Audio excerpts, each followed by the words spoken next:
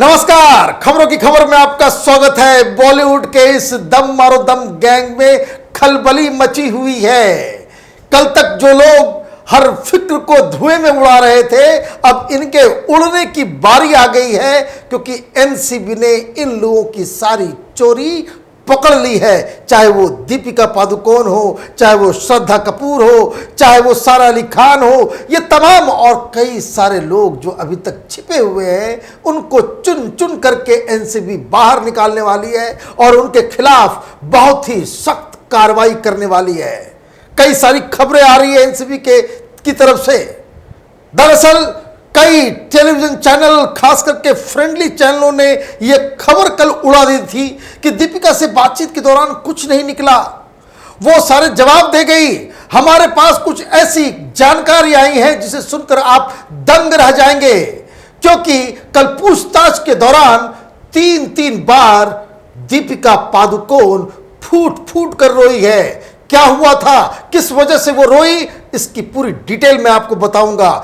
और दूसरी खबर करण जौहर के लिए काफी खतरनाक साबित होने वाली है। अब तक तो ये टैंट्रम दिखा रहे थे कि हमारा कुछ लेना देना नहीं है, लेकिन आज एक बहुत बड़ा झटका देश के फॉरेंसिक लैब से उन्हें मिला है, क्योंकि जो सिरसा साहब ने जिस 2019 के वीडियो के ऊपर कंप्लेन दर्ज कराई थी, उसे फॉरेंसिक लैब भेज दिया गया था।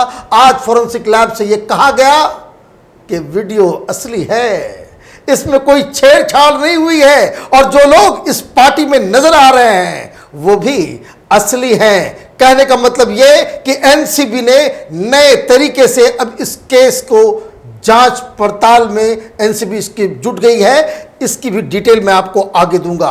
तीसरी बड़ी खबर यह है कि मुंबई में आज दो बड़े बड़े ड्रग पेडलर को पकड़ा गया है, और उनके पास से वही एमडी टैबलेट जो एस्टेसी, जो पार्टी ड्रग्स है, जिसे खा के, जिसे पी के ये लोग मदमस्त हो जाते हैं और कई सारी पार्टियों में निर्लज्जता और जिसको कह सकते हैं कुकर्म की सारी सीमाएं ये लोग लांघते हैं। 5 लाख रुपए के एमडीएम के साथ दो पकड़े गए हैं आज, उसकी भी डिटेल मैं आपको आगे दूंगा। और चौथी खबर, सुशांत सिंह राजपूत की मौत में सीबीआई जो विलंब कर रही है उसको लेकर के है। सुशांत के परिवार की तरफ से एक आज बड़ा आरोप लगाया गया है सीबीआई के ऊपर, इसके बारे में भी आपको मैं आगे बताऊंगा। लेकिन सबसे पहले दीपिका पादुकोण, श्रद्धा कपूर, सारा अली खान और ये तमाम ये जो दम मारो दम गैंग है, इसके खिलाफ क्या कार्रवाई हो रही है, एनसीबी कहां तक पहुंची है, तो मैं आपको बता दूं एनसीबी के जाल में ये लोग पूरी तरीके से फंस गए हैं, और इनके ऊपर जो अगली कार्रवाई होनी है वो कार्रवाई आरोप लगाने का है। इन लोगों के खिलाफ केस दर्ज किया जाएगा। यह खबर एनसीबी से आ रही है कि बहुत सारे जो चार्जेस रिया चक्रवर्ती पे लगे थे, वही चार्जेस दीपिका पादुकोण, ये तमाम ये जो 4-5 जो हीरोइनें हैं, इन लोगों के ऊपर भी लगने वाला है। और ऐसा क्यों? क्योंकि कई सारे लोग, फ्रेंडली मीडिया वाले प्रोपेगेंडा कर रहे थे कि वहां पूछताछ हो गई, अब कुछ नहीं होगा, कुछ मिला नहीं। लेकिन जो खबर यह आ रही है कि जब दीपिका पादुकोण से पूछताछ की जाने लगी तो कई बार कई सवालों में वो फूट फूट कर रोने लग गई। रिपोर्ट यह बता रही है कि कुल 3 बार वो फूट फूट कर रोई हैं पूछताछ के दौरान, और उन्होंने, क्योंकि उनकी झूठ, उनकी चोरी पकड़ी गई थी, और इसलिए जब सेकेंड राउंड की जब पूछताछ शुरू हुई, जब उसका आमना सामना करिश्मा से कराया गया, तो उसने बहुत सारी चीजों को कबूल लिया है। और मैं आपको बता दूं, ये जो तीनों हीरोइंस के साथ जो बातचीत हुई है, सीबीआई जो पूछताछ की है, सीबीआई ने इनके फोन को जब्त कर लिया है।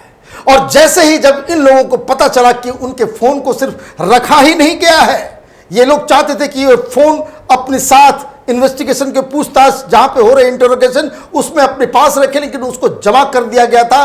लेकिन पूछताछ के दौरान ही इनके फोन को जब्त कर लिया गया, और जब इनसे ये बात की गई तो ये लोग बिल्कुल नर्वस ब्रेकडाउन हो गया इन लोगों का। इनके पास ये सारा फोन एनसीबी के पास चला जाएगा। उसमें कई सारे राज हैं, सिर्फ ड्रग्स ही नहीं और भी कई सारे राज हैं। ये तो सब एजेंसियों को मालूम चल जाएगा और इसलिए ये लोग बिल्कुल ही टूट गए। सिर्फ फोन को ही जब्त नहीं किया गया, इन लोगों के जितने भी एटीएम कार्ड हैं, जितने भी क्रेडिट कार्ड हैं, डेबिट कार्ड, इन सारी चीजों को भी एनसीबी अपने कब्जे में ले ली है। अब कई लोग ये सोच रहे होंगे कि भाई अचानक से ऐसा क्या हुआ, यह खबर कल क्यों नहीं आई कि भाई इन लोगों से सब कुछ जब्त करा लिया गया है। ये लोग सब लोग पैनिक मोड में हैं कि अब पता नहीं क्या होने वाला है। दरअसल जो पूछताछ हुई तो पूछताछ के दौरान तो इन लोगों को बकायदा तोते की तरह जवाबों को रटा दिया गया था।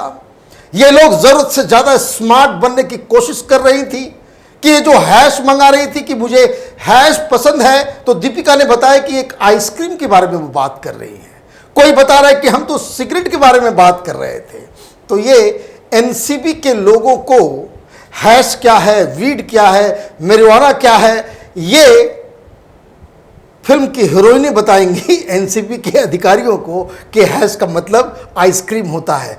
और कितने अक्लमंद है ये लोग कि जो एनसीबी को ही झांसा देने में जुटे हुए थे, लेकिन एनसीबी भी पूरी तरीके से तैयार थी। इन लोगों की गलती यह है जो सीधे सीधे पकड़ी गई है कि ये लोग ड्रग्स मंगवाते तो थे ही, लेकिन जो ये पैसा पेमेंट करते थे ये ऑनलाइन पेमेंट हुआ करता था, अपने कार्ड से पेमेंट करते थे। ये सारी जो चाहे दीपिका हो, श्रद्धा हो, सारा अली खान हो, इन सब के ट्रांजैक्शंस मिले हैं। जया ने, करिश्मा ने सारी बातें कबूल ली है और कब कब किसे किसे कहां कहां पेमेंट दिया गया है, ये ऑनलाइन और कार्ड के जरिए जो हुआ है, ये पूरी जानकारी एनसीबी के पास है। और इसलिए जो मैं कह रहा हूं कि इन लोगों की बचने की अब कोई उम्मीद नहीं है, वो इसलिए कि एक तो व्हाट्सएप चैट, इन लोगों ने इन सब व्हाट्सएप चैट को सही माना है, और दूसरी ये जो पेमेंट हुआ है, क्योंकि आप ड्रग्स खरीदेंगे तो पैसे तो आप देंगे, और ये पैसे अगर ड्रग पेडलर्स के पास जा रहे हैं और ड्रग पेडलर्स ये कह रहे हैं कि हाँ हमने वीड के लिए, हैश के लिए, एमडीएमए के लिए, सीबीडी ऑयल के लिए हमने ये पैसे लिए हैं, तो ये जो जुर्म जो है वो पूरा का पूरा साबित हो जाएगा और कोर्ट के अंदर ये एक ओपन एंड शट केस होगा। इसलिए जो कई सारे लोग ये कह रहे हैं कि बरामदगी नहीं हुई है, कोई ड्रग्स नहीं मिला है, तो वो बेकार के बहाने जो हैं अब नहीं चलेंगे। ड्रग्स तो मिला है।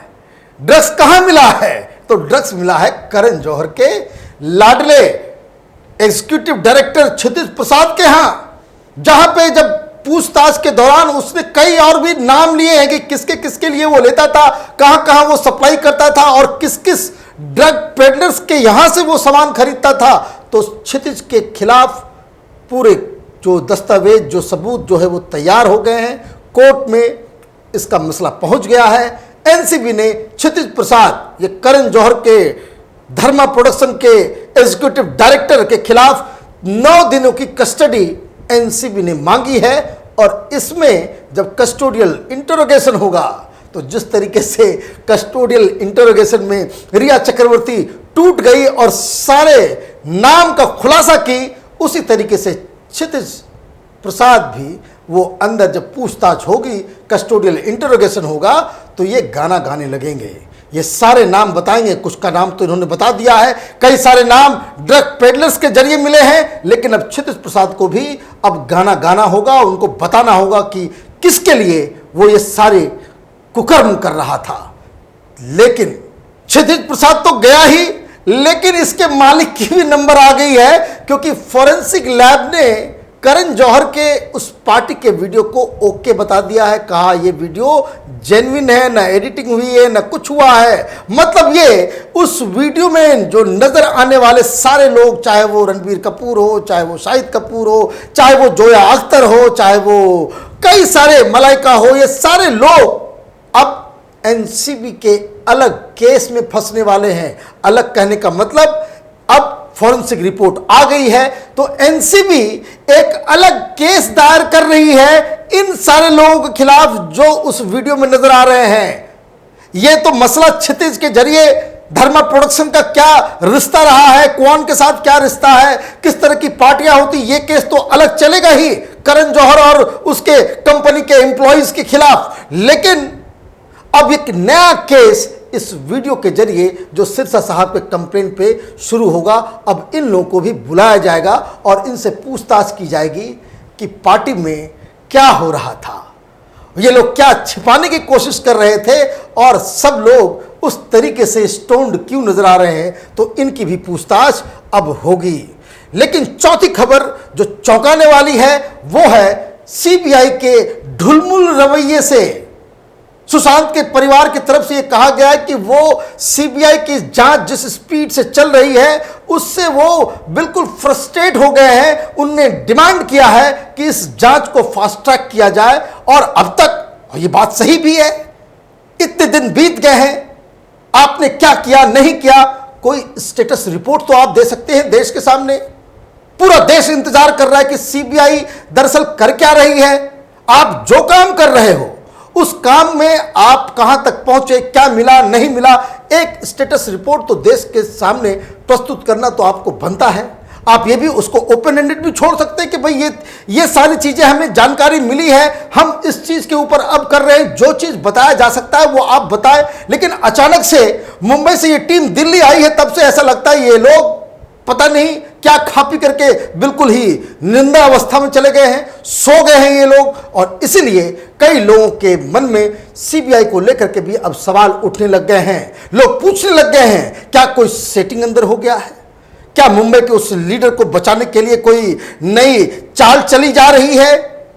लोग ये भी पूछ रहे हैं कि दिशा सालियान के केस में सीबीआई अब तक चुप क्यों है, ऐसा क्या हो गया कि सीबीआई कि पूरे बातचीत में कोई खबर नहीं आ रही कि दिशा सालियान के केस में क्या हुआ है। तो कई सारे सवाल हैं, कई सारे जो अब शक की सुई सीबीआई के ऊपर भी उठ रही है। लेकिन हमारी जानकारी यही है कि सीबीआई बहुत ही फूंक फूंक कर अपना कदम रखना चाह रही है। जो मेडिकल रिपोर्ट एम्स की तरफ से भेजी गई है उस रिपोर्ट को अलग अलग फॉरेंसिक लैब में भेजा गया है ताकि उस रिपोर्ट की पुष्टि की जा सके, ताकि आगे चल के कोर्ट के अंदर सीबीआई को बिल्कुल कोई मुश्किल का सामना नहीं करना पड़े। अब 2-3 दिन का वक्त है, सरकार की तरफ से भी हड़बड़ाहट होगी, क्योंकि जब लोग इस तरीके से डिमांड करना शुरू कर देंगे तो सरकार और सीबीआई को भी लोगों की जन भावना का कद्र करना पड़ेगा और उनको सफाई देनी पड़ेगी। हमारी नज़र इन तमाम खबरों पर बनी हुई है। आप लगातार देखते रहिए कैपिटल टीवी। हमारे वीडियोस को लाइक कीजिए, शेयर कीजिए और हमारे चैनल को सब्सक्राइब कीजिए। धन्यवाद।